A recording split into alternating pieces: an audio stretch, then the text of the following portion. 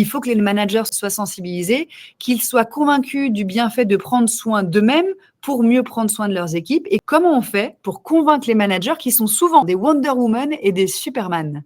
Le terme qualité de vie au travail hérisse le poil des managers. Pour eux, c'est un peu la cerise sur le gâteau une fois que les objectifs sont atteints. La meilleure manière d'introduire le sujet, c'est moins de parler de qualité de vie au travail, mais plus de parler de performance et de faire le parallèle avec les sportifs. Aujourd'hui, pour performer, il faut savoir gérer sa récupération.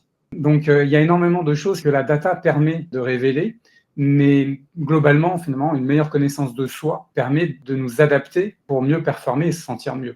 Donc, pourquoi est-ce qu'on n'arriverait pas finalement à mieux associer la notion de performance à cette notion de récupération et de bien-être? Donc, quand on en discute, les gens finalement changent petit à petit de perception. Tu as complètement raison. Et d'ailleurs, chez Yogis, sur les 10 dernières années, on a eu beaucoup de mal, de réticence à utiliser le mot de bien-être au travail. Ça nous paraissait totalement à côté de la plaque et ne pas être suffisamment concret pour convaincre les managers du bien fondé de cette démarche. Finalement, ce bien-être qui fait partie de la performance peut se résumer sous un terme qu'on a découvert il n'y a pas longtemps et qu'on aime beaucoup chez Yogis. On a appelé ça la bienformance, c'est-à-dire comment est-ce que le bien-être peut permettre de travailler plus efficacement, plus rapidement, sans s'épuiser sur la durée. Bref, comment est-ce que prendre soin de la machine, qui est notre corps, permet d'aller plus loin et de ménager sa monture pour aller plus loin ensemble.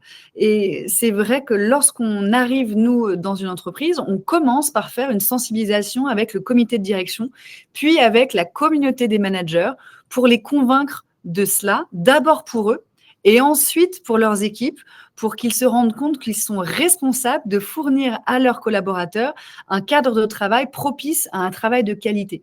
Et souvent, ce sont les premiers qui nous disent, maintenant que j'ai compris la source de mes tensions, la source de mes maux, c'est-à-dire le manque de mouvement, le manque de souffle, bref, le manque de récupération parce que je cours une journée de marathon à une vitesse de sprint, eh bien, ils sont enfin disposés à mettre en place des solutions et des antidotes.